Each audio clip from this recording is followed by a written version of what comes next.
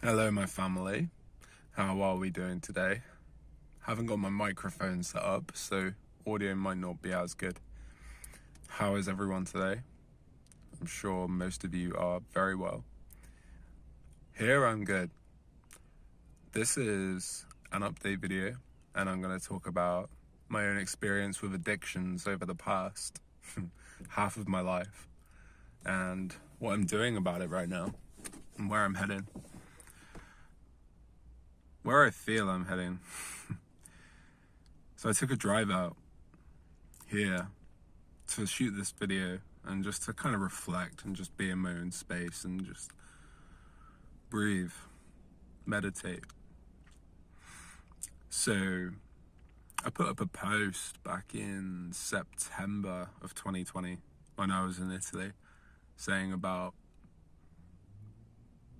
breaking free of smoking and choosing to be smoke-free. It was a big deal for me at the time, and it's something that I've honestly been going on a merry-round about for the past 5 years of my life, with this intention of quitting smoking. And so that time in Italy, I didn't smoke. After that point, I didn't smoke anything. I didn't even drink any alcohol. Anything. I don't usually drink alcohol anyway. It's not really my thing. But smoking cigarettes, smoking weed in particular, has been something that has been a part of my life for half of my life now.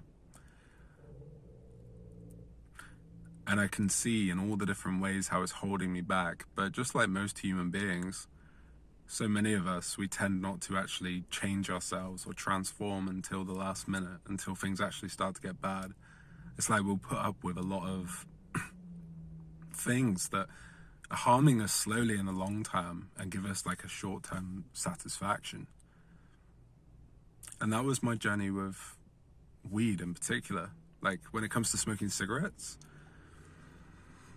it's a very complicated pot, really, a complicated mixing pot. But yeah, I did that back in September. I then didn't smoke a single thing. I didn't even drink alcohol, as I said, I don't usually, until the middle of December. So I went for pretty much, it was October, November, December, 3 months without smoking. And this was huge for me.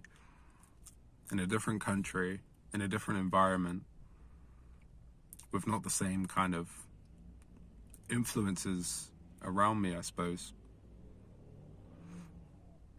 It was very easy for me to start forming that new identity, which was what it was all about. While there are, of course, like there's emotional things that come with addictions, like so much of it though is in the mind, and it's the habits that we've ingrained into ourselves.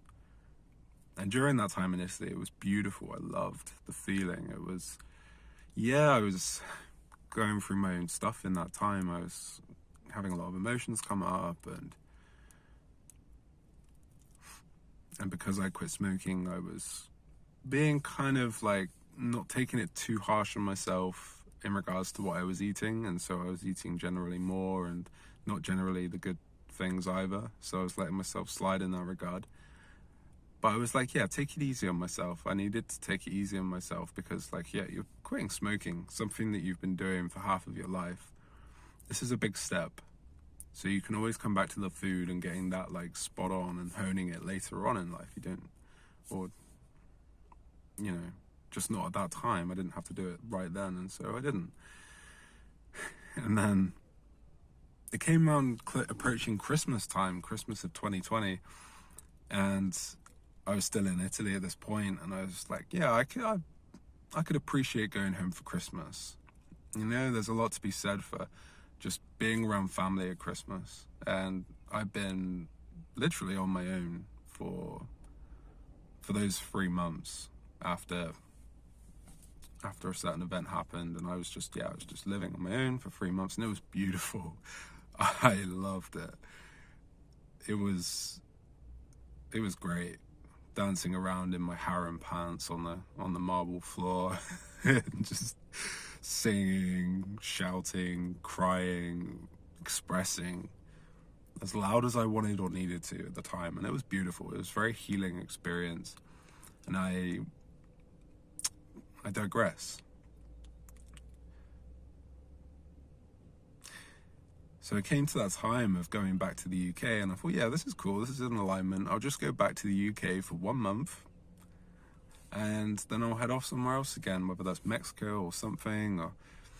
But of course, yeah, I came back, and it was funny because I needed to go and stay at my sister's flat upon my return to the UK because I needed to self-isolate. Essentially, I couldn't go to where I would usually go, which is my parents' house, just as like a stopgap kind of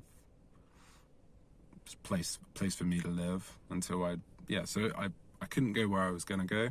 I had to go to my sister's flat, and I did. I had that all planned out, and she wasn't going to be there either, so I was going to go from one house and all to myself to a flat all to myself, which was like great. Like, this is the kind of lifestyle I've been looking for so long. Anyway, but the day before I was due to take my flight, it turned out that a friend of mine and a mutual friend of my sister's as well, he had contacted my sister and contacted me, and basically he was getting kicked out of where he was and he needed a place to stay, and my sister agreed for him to stay at her flat, like, while I'm there as well. And I was like, yeah, cool, okay. And honestly, at this point, I was like, right, because this guy just so happens to sell weed as well. So, and of course, like, he could have been, I chose to, so I got back to the UK and I chose to just be like, yeah, you know what, it's Christmas, I'm not going to be, this is just temporary. And so I did. I just indulged and I let myself go. And yeah, but it was okay. And so I got back to the UK in the middle of December. And so now we're in the middle of March. So it's like January to February to March. It's been 3 months.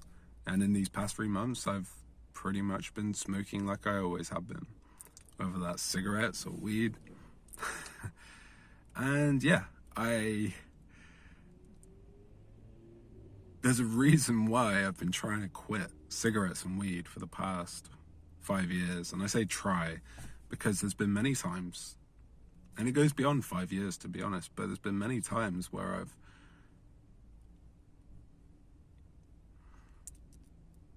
I've given up, where I've decided, right, I'm smoke free. That's one of my telltale kind of go-to affirmations, is like shifting your identity. I am smoke free. Really powerful, I found. Well,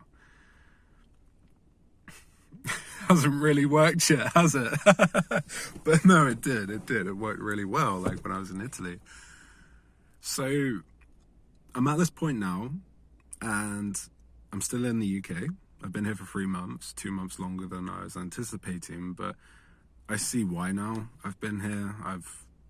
There's certain things that I've done, certain bits of work that I've done that I wouldn't have really done or come across had I not been in the UK. So yeah, it's been a blessing to be here, and I do see myself moving off to a different country in the next 1, 2, 3 months at the most. Just waiting on certain borders to open up, because Mexico, I'm feeling it, but I'm also feeling Indonesia. It's like everybody I speak to is talking about either Mexico or Indonesia. And yeah, I just want to go be around like-minded people, I guess. Now, the thing is,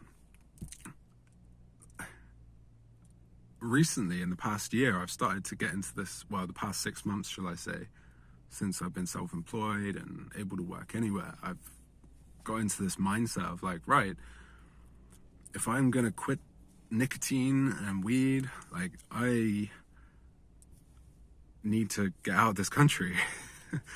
Because I just, all these belief systems of like, right, I'm in this country.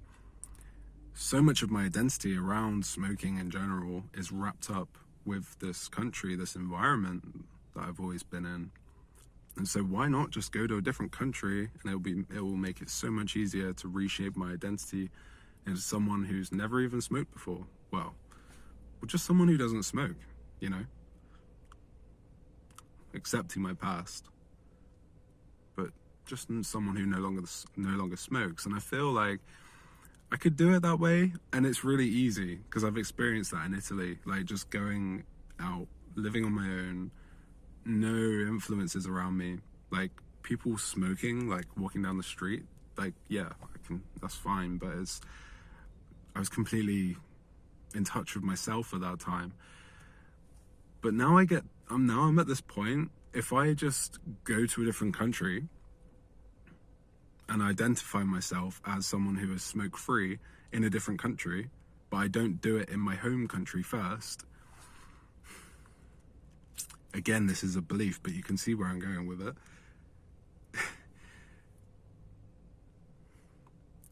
The issue may be that I might always continue relating to myself in this country as a smoker, even if I stop that in a different country. And I know this is very subjective, and I can bend my beliefs in any which way I want, and I can give meaning to anything that I want. And just by me saying this and expressing this, that, oh, I must do it in the UK because otherwise I'll always come back to the UK and then start smoking again. That's a belief too. But that just leads me to where I am now. And where I am right now is someone 29 years old. Not that age matters.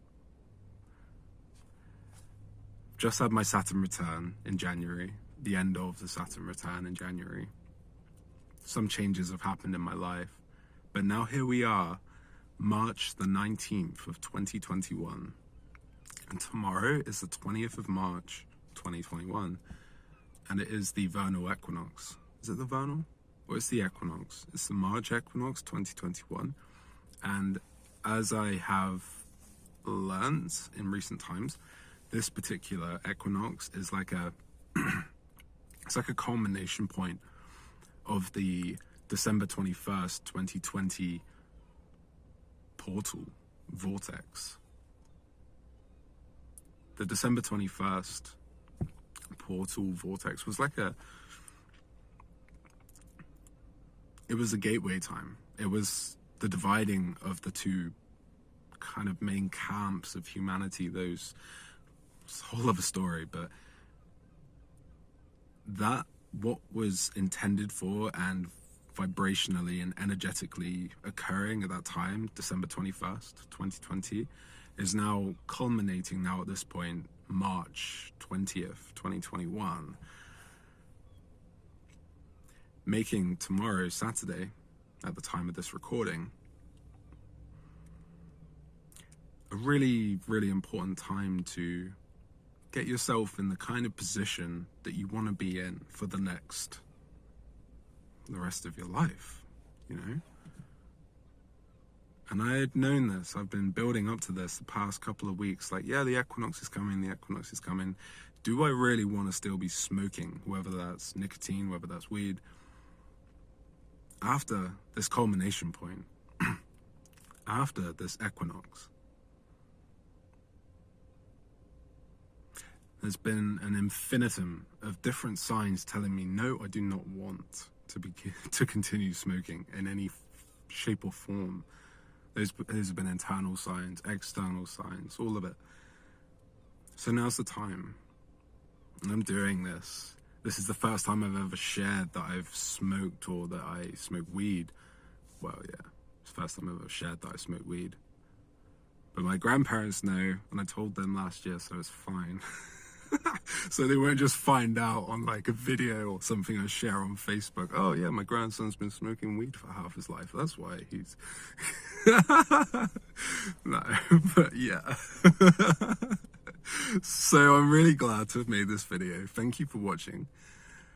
And I hope it's helped. I hope it's maybe planted a seed of possibility, inspiration, wonder in someone, somewhere watching this.